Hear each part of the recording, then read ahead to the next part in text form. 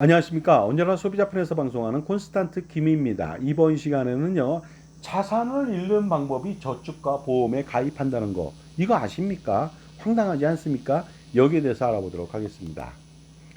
저축과 보험을 가입해서 재산을 늘려볼 생각이라면 정말로 큰 오산이 아닐 수 없습니다. 그러나 대부분의 사람들은요, 보험 및 금융상품을 많이 가입하면 부자가 될 줄 아는데 절대로 그렇지는 않습니다. 왜냐하면 절대로 그런 상품을 가입한다면 자산이 늘어나지 않으며 오히려 재산적 손실이 발생하기 때문입니다.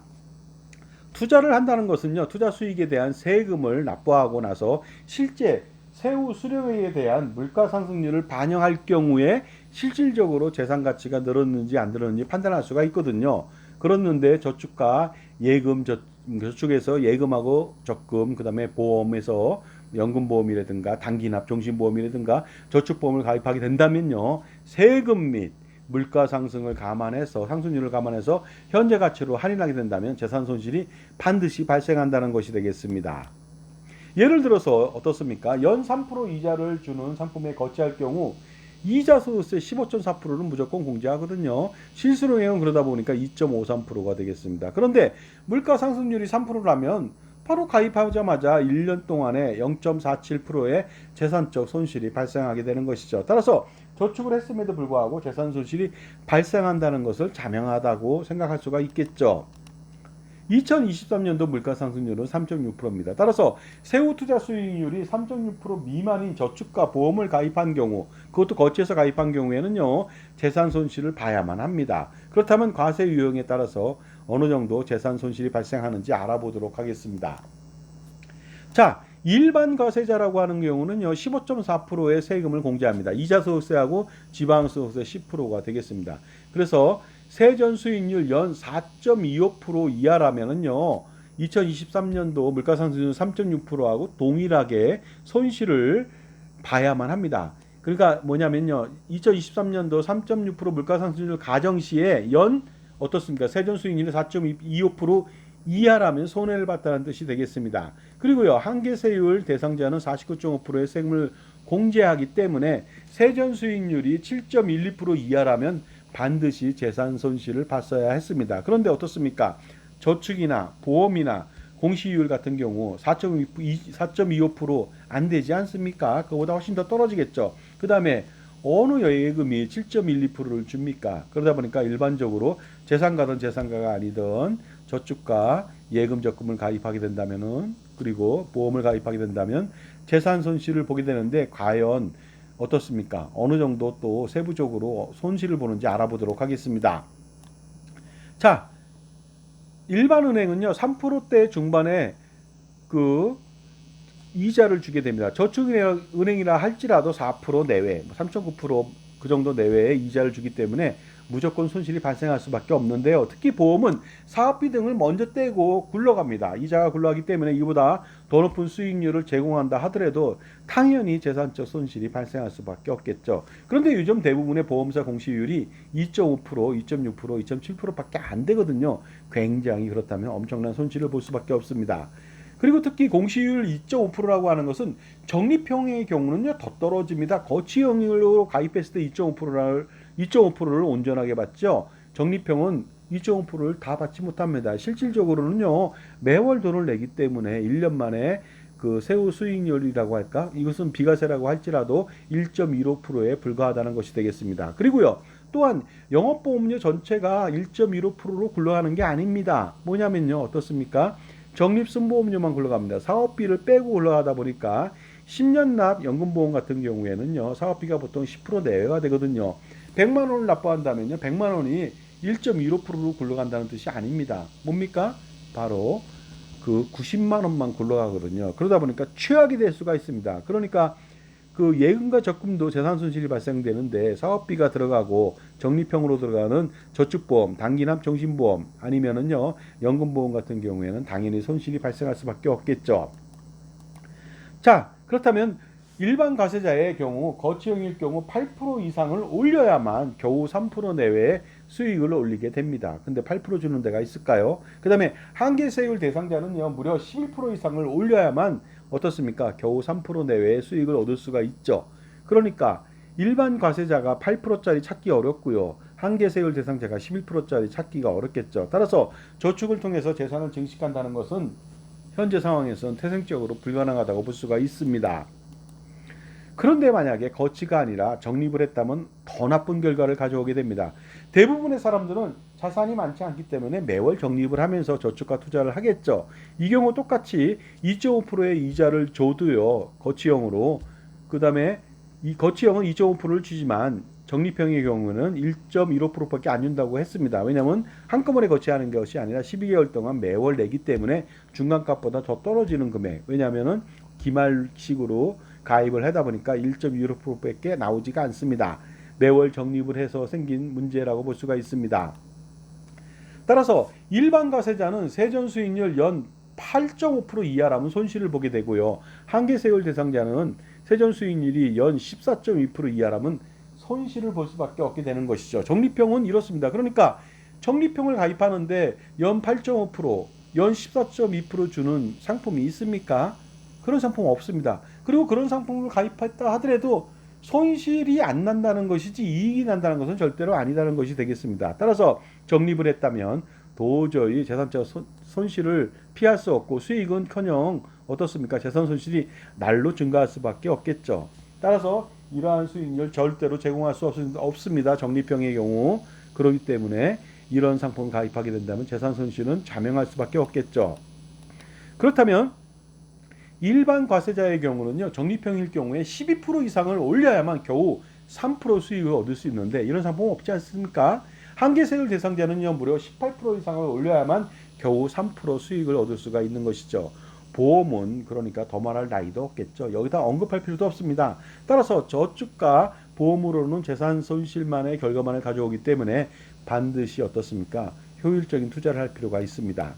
지금까지 제 정보가 도움이 되신다면 무료 구독하고 좋아요 부탁드리고요. 특히 멤버십 회원가입을 통해서 보다 다양한 혜택 받아보시기 바랍니다. 저의 동영상 프리미엄 서비스 400여 편 수록되어 있는데요. 콘스탄트 김의 NGP 플랜이나 기타 절세 전략들이 많이 수록되어 있습니다. 그것을 습득하셔가지고요. 수억 원 내지 수십억 원 아니면 수9 이상의 절세를 한번 해보시기 바랍니다. 반드시 멤버십 회원가입을 통해서 그것이 가능할 수가 있으니까 가입 한번 해보시기 바랍니다. 자, 그런데요. 만약에 물가 상승률이 더 올라간다면 그야말로 저축과 보험은요. 아무리 길을 쓰고 어떠한 수익을 제공한다 하더라도 재산 증가를 예상할 수는 절대로 없고요. 손실은 지속적으로 엄청나게 많이 늘어날 것입니다. 그럼에도 불구하고 아직까지도 저축과 보험을 통해서 자산 증식이 가능하다고 믿는 사람들이 있습니다. 아직도요. 놀랍게도 단기납 종신보험을 가입해서 재산을 불리려고 하는 사람들이 있습니다. 단기납 종신보험은요. 특히 비과세 논란에서 벗어날 수가 없습니다. 만약에 과세된다면요. 한계세율 대상자라고 하는 49.5% 대상자는요. 치명타를 얻게 됩니다. 종합과세는 물론이고요. 건강보험에서 추가 부담하고 상속세까지도 부담하니까 절대로 그런 상품을 가입해서는 안 되겠습니다.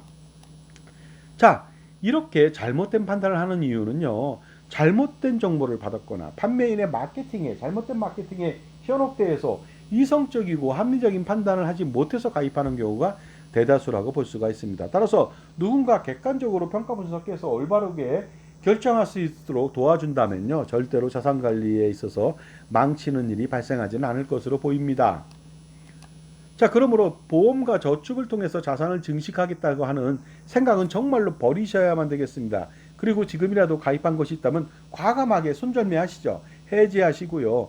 자기 편의 종합자산관리사를 만나서 평생 포트폴리오를 구성하면서 지원과 관리를 받는 것이 자산관리를 성공시키는 최선의 길이 될 수가 있습니다. 물건을 파는 사람, 보험이나 금융상품을 파는 사람들의 말을 믿고서야 당연히 자산관리에 성공할 수 없겠죠. 그 사람들은 판매를 해야 성공하는 사람인데 나한테 불필요하고 비효율적인 상품을 무자비로 엄청나게 판매할 수 있거든요. 그랬을 때 나의 자산관리는 망칠 수밖에 없게 되는 것이 되겠습니다. 그러다 보니까요. 사회 초년생이라든가 그 입사생들이 되겠습니다. 맞벌이 부부라든가 중년이라든가 말년이라든가 아니면 은퇴를 하신 분들까지도요. 지금 바로 금융자산에 대한 객관적인 평가 분석을 받으셔갖고 올바른 재산을 재배치하시는 것이 돈을 버는 길임을, 돈을 버는 첩경임을 분명히 말씀드리겠습니다. 그렇지 않다면 돈은 정말로 버나마나가 되니까 반드시 자산관리 컨설팅을 받아보시고 보유하고 있는 보험 및 금융상품에 대한 평가 분석을 냉정하게 받아보시기 바랍니다. 그런 상품을 평가 분석해서 보험 리모델링을 해서 새로운 상품을 가입시켜준다, 판매한다, 이런 것은 절대로 하면 안 되겠고요. 당연히 판매가 아니라 자기 편에서 솔직하게 아주 기본적으로 소비자 편에서 이익이 되는 쪽에 잘잘못을 가려서 해지할 것은 해지하고 보강할 것은 보강시키는 것이 가장 중요하다고 볼 수가 있습니다. 자, 그리고요, 자산이 어느 정도 많으신 분이라면요, 투자와 절세를 한꺼번에 해결할 수 있는 획기적인 방법이 필요합니다. 바로 콘스탄트 김의 NGP 플랜, 넥스트 제너레이션 플랜이 필요하다는 것이 되겠습니다. 이를 통해서 할아버지, 아버지, 손자녀 3대를 잇는 100년 동안의 대계를요, 어떻습니까? 투자와 세금 우산을 펼쳐서 제공할 수가 있다는 것이 되겠습니다. 그래서 현명하신 할아버지, 아버지가요, 이러한 100년 동안의 현명한 절세 전략을 한번 세워보시기 바랍니다. 콘스탄트 김의 NGP 플랜이라고 하는 것은요, 투자와 절세를 동시에 추구하는 획기적인 전략이 되겠습니다. 따라서 매년 투자 수익을 고르게 올리기 위한 투자 포트폴리오 구성은 물론이고요, 증여세, 상속세, 종합소득세, 부동산 등의 양도소득세, 법인세 절세와 건강보험료까지도 확실하게 가능한, 절감할 수 시킬 수 있는 가능한 플랜이 되겠습니다. 따라서 콘스탄트 김의 NGP 플랜을 만약에 실행시킨다면요, 평생 콘스탄트 김 저의 조언과 지원 그리고 관리를 받을 수 있고요, 재무설계하고 자산관리 전반에 걸친 컨설팅으로 투자와 절세라고 하는 두 마리의 토끼를 잡을 수가 있는 것이 되겠습니다. 그래서 놀랍게도 수십억 원 내지 수백억 원 아니면 그 이상의 절세를 할 수도 있습니다. 돈 버는 자산관리라고 하는 것은 별게 아니죠. 그것은 자기 편의 종합자산관리사를 만나서 평생 조언과 지원 그리고 관리를 받는 것이 되겠습니다. 물론 적격 컨설턴트를 만나야만 되겠습니다. 바로 그런 사람은 풍부한 전문 지식하고 다양한 경험, 그 다음에 자신만의 솔루션을 겸비한 사람을 만나면 되겠습니다. 여러분의 적격 종합자산관리사가 없다면요, 반드시 콘스탄트 김에게 금융과 자산관리 주치의를 한번 맡겨보시기 바랍니다. 보유하고 있는 금융보험에 대한 평가 분석은 물론이고요, 투자 포트폴리오 구성 및 지원, 세금 및 증여세, 상속세, 양도세, 종부세, 소득세 등의 절세 전략을 수립해주고 실행시켜줍니다. 완벽하게 원스톱 서비스를 해드리고 재무설계 및 자산관리 전반을 평생 지원해줍니다. 전화번호는 여기에 있습니다. 그래서 콘스탄트 김의 NGP 플랜을 한번 실행시키기 위해서 세미나에 한번 참석해 보시기 바랍니다. 세미나 일시는 2024년도 8월 9일 금요일 오후 2시, 8월 10일 토요일 오후 2시에 강남역 부근에서 하고요. 신청 방법은 간단하게 저한테 3만원 입금하시고 입금처는 여기 있습니다. 그리고 성함하고 토요일인지 금요일인지 참석할 날짜를 문자로 보내주시면 되겠습니다. 반드시 여러분들요, 참석하셔가지고요, 어떻습니까? 콘스탄트 김의 NG 플랜 참석하셔가지고 100년 동안의 대업을 한번 이뤄보시기 바랍니다. 자, 감사합니다.